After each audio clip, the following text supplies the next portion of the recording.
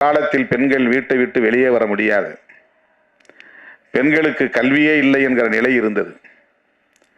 சொத்துரிமை இல்லை என்கிற நிலை இருந்தது.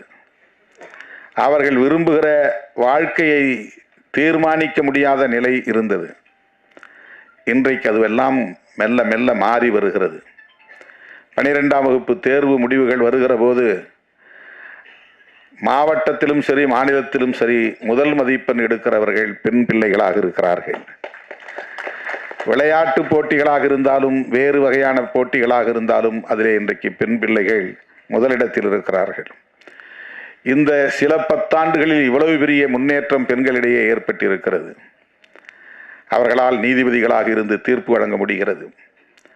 வழக்கறிஞர்களாக இருந்து வாதாடி வெற்றி பெற முடிகிறது. அரசியல் தலைவர்களாக இருந்து கட்சியை வழிநடத்த முடிகிறது. இதற்கெல்லாம் வழிவகுத்தது எது என்றால் அரசமைப்பு சட்டம்தான். இதுதான் புரட்சி, அமைதி புரட்சி. எனவே வன்முறையை புரட்சி என்று நாம் கருதக்கூடாது.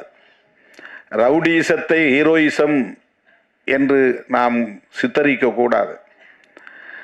சொல்லுவதற்கு, பேசுவதற்கு, விவாதிப்பதற்கு, வெற்றிகரமாக அதை மக்களிடத்திலே கொண்டு போய் சேர்ப்பதற்கு நிறைய கருப்பொருள்கள் இருக்கின்றன.